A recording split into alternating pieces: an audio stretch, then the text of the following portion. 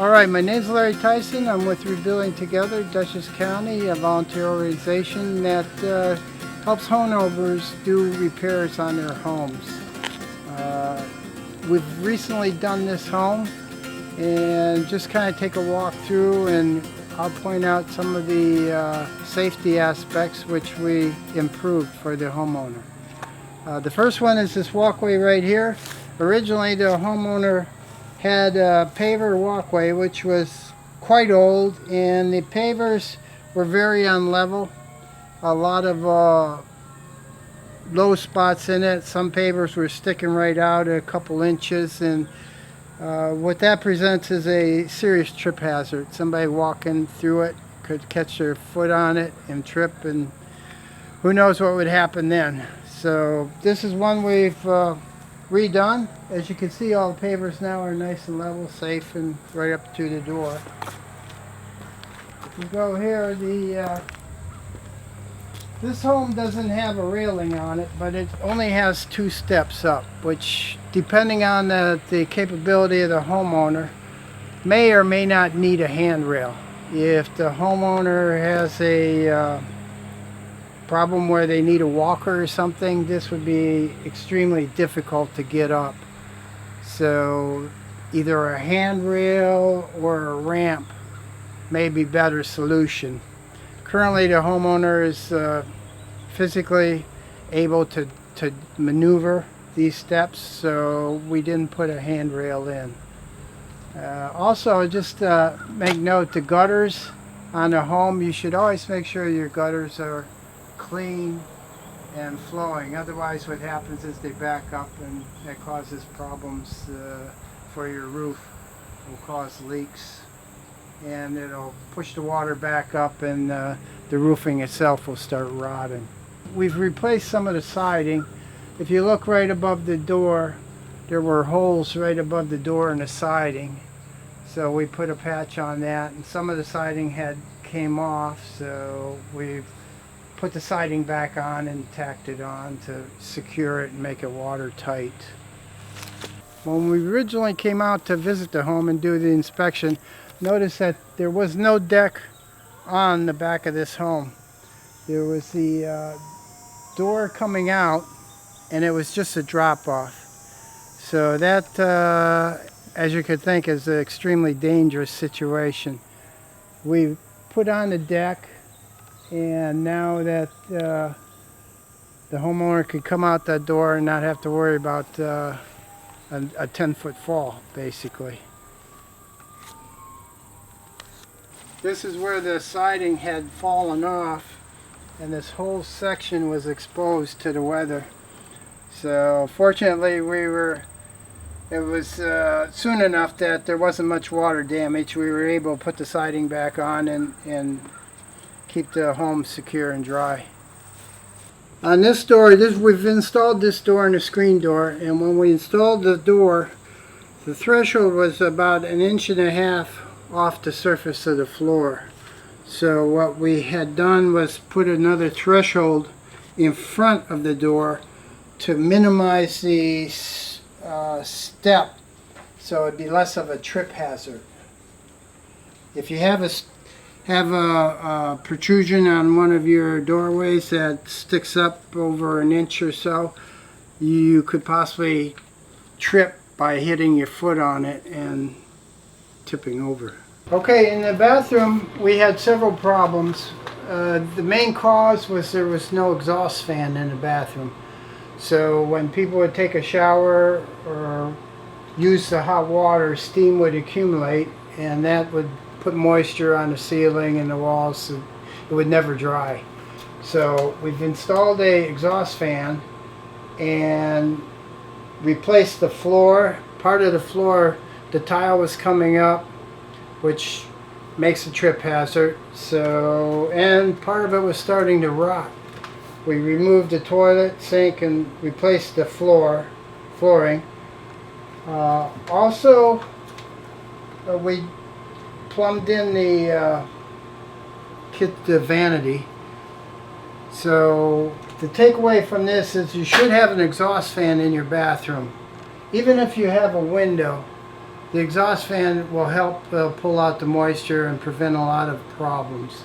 And also, if you have leaks, you need to take care of those right away. What they do is they just get the wood wet and it starts rotting. It doesn't take long, and then you have a massive repair. Whereas if it was just a leak, it would be a small repair.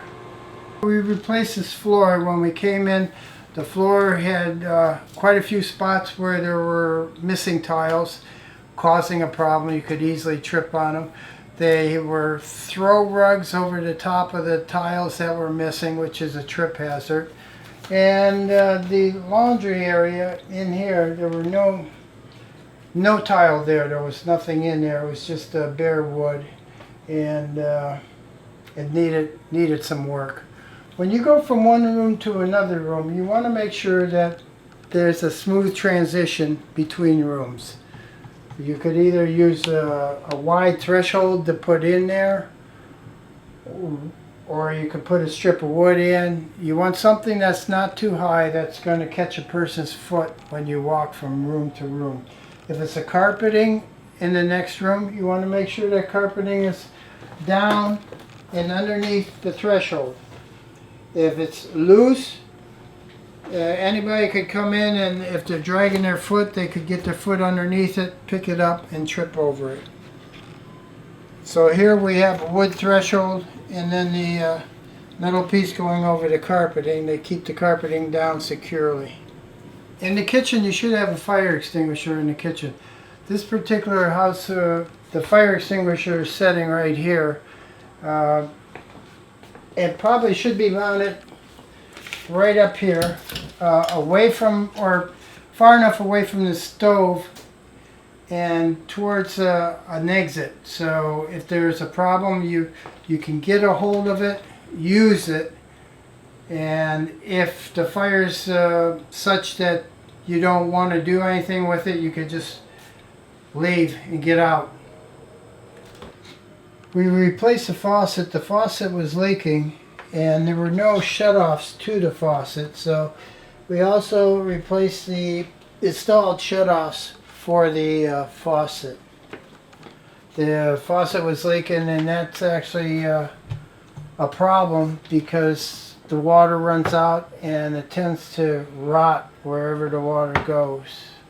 Okay, on your home dryer, you want to make sure that you keep the lint filter clean, and also the exhaust coming out. On the exhaust, you should have a metal exhaust going out to the side of the house for the dryer to vent. We have been replacing, if we see plastic, we replace it, because if there's a fire, that'll go up in a second. They tend to accumulate lint in them, which is even worse because it makes more of a fire hazard. This particular one, the lint filter would be in here, and she's been using the dryer, so you can see there's a little bit of lint. This, obviously, she cleans this every time she uses the dryer, which you should do. And the vent, the 4-inch vent, is in the back of the dryer. And this particular one is vented just right out the house. It's a short vent. It's only about 2 foot long, and it's metal. She should never really have a problem with it. The longer they are, if the vent should be kept fairly short. I think in most instructions it says 6 to 8 feet long is the maximum for it. The longer that vent pipe is, the less efficient your dryer is, and the more often you have a problem with it collecting lint, and you have to service it more frequently.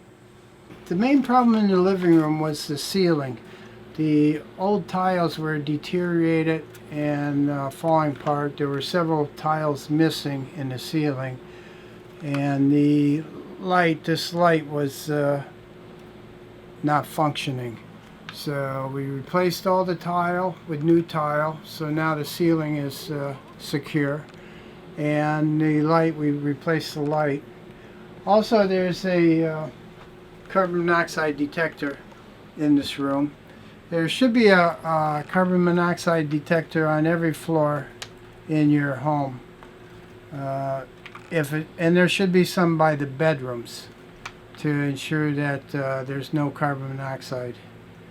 The fumes can kill you, and you have no way of knowing unless you have a monoxide detector installed.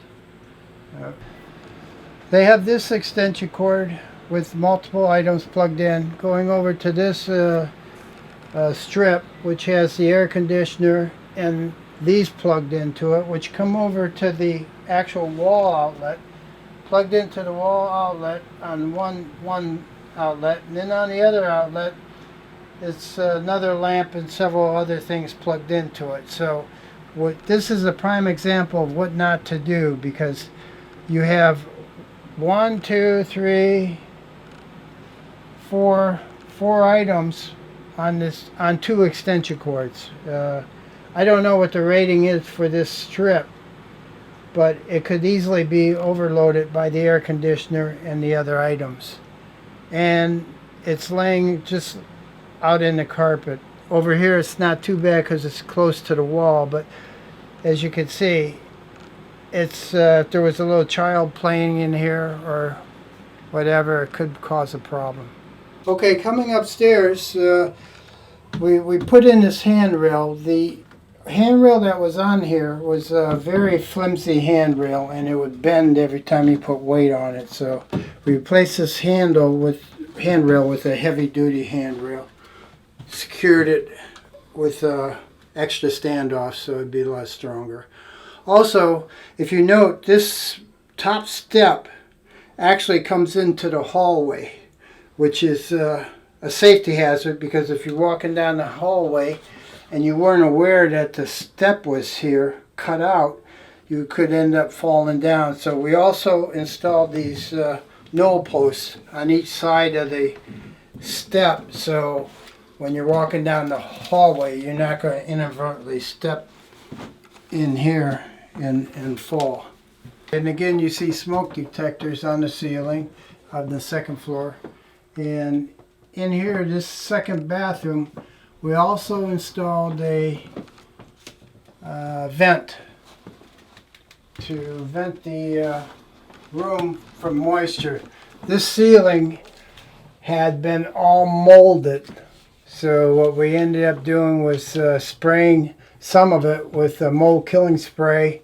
We replaced some of the ceiling, where the tile or this drywall was extremely damaged, and we painted it with mold killing paint and installed the exhaust fan. You want to make sure that the person living in the home has accessibility to the tub safely. If a person has trouble walking or whatever, we usually install grab bars to help them, to assist them to get into the tub, to get out of the tub, to use the facilities. This particular homeowner really doesn't have any physical problem getting around, so the only grab bar in this bathroom is the one over here. When you get in the tub, you could possibly use it to help yourself get in and get out. For the bottom of the tub, it would be a good idea to put the non-slip strips in it. What they do is they give you a rough surface, which when you get in the tub or get out of the tub, you're less likely to slip. If the tub is wet and there's no non-skid strips in there, sometimes the tub will, with the soap scum and whatever, soap residue from taking a shower, it'll be slippery. And you could easily slip, lose your footing, and then fall, hit your head, and get injured. Toilets also, if a person has trouble, you could put a higher toilet in or a raised seat to help with the process of sitting down and getting up, along with a grab bar to help them get up. You see there's a towel rack here that keeps the towels and anything out of the way, off the floor. Rugs on the floor really aren't a good idea because they could create a trip hazard also. If somebody was to walk in and hit the rug like this, they could stumble and fall.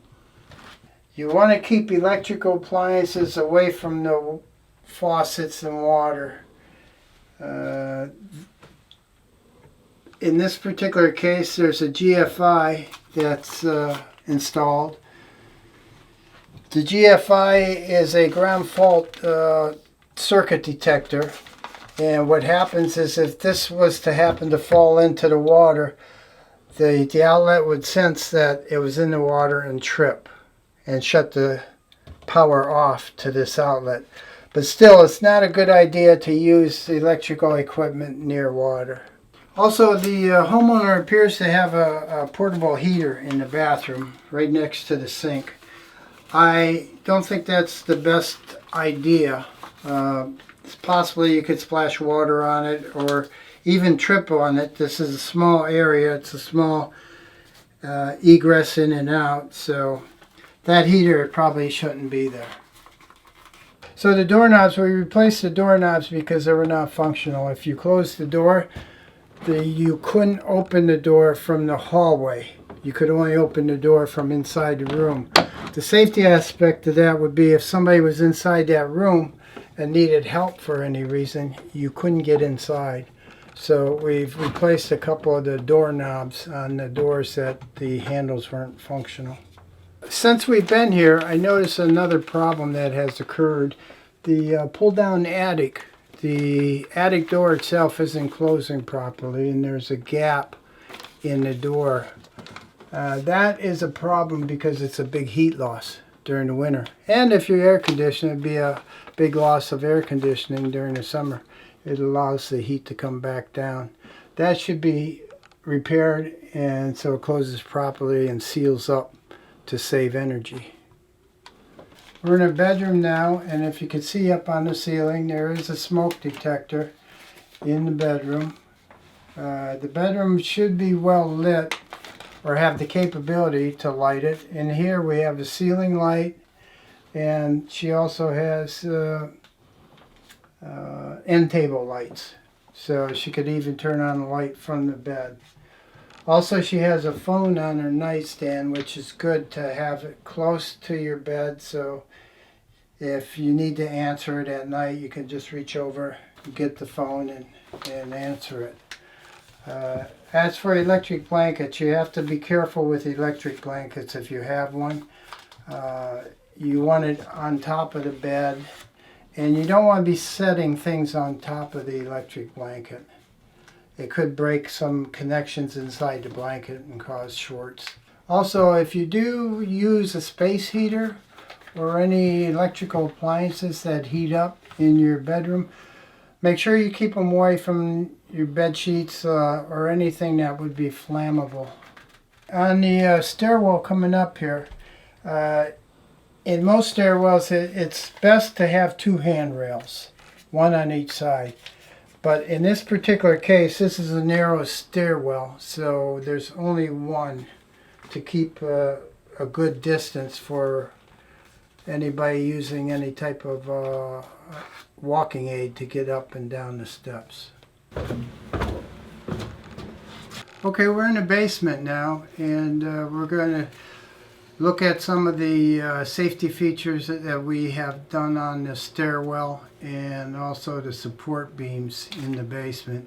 When we got here, there were no support beams in the basement, and the stairway coming down, there was no handrail on it, and the steps coming down were different heights, which is a safety hazard because what happens is you normally walk up a stairs, you're expecting the steps, or down the stairs, you're expecting the steps to be the same distance apart.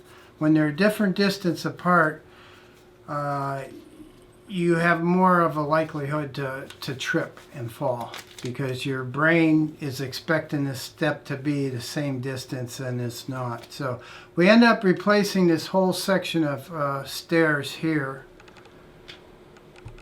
and modifying this landing to turn and come down to adjust these steps for the same height.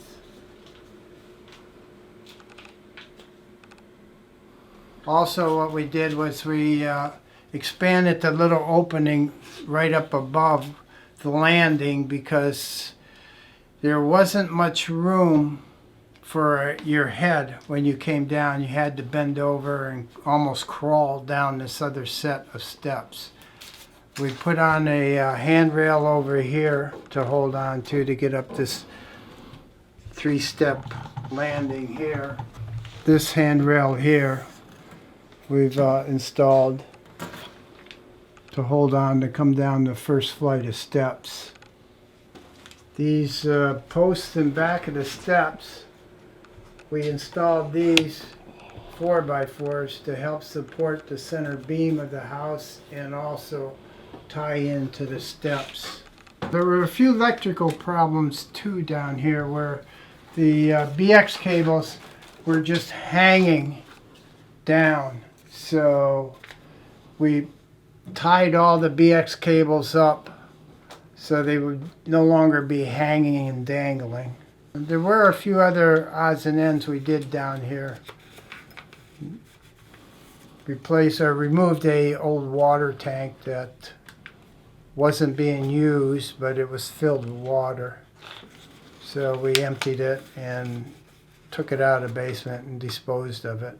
On the furnace, this is an oil furnace, so this furnace should be serviced at least once a year.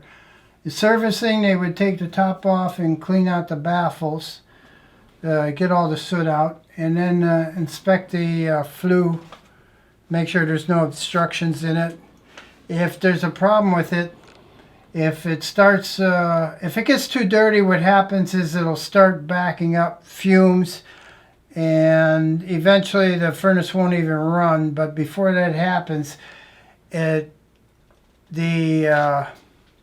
vent is obstructed, causing to be less efficient. You're burning more oil, and you're also running a big risk of carbon monoxide filling the area, and that's a problem, because that could kill you.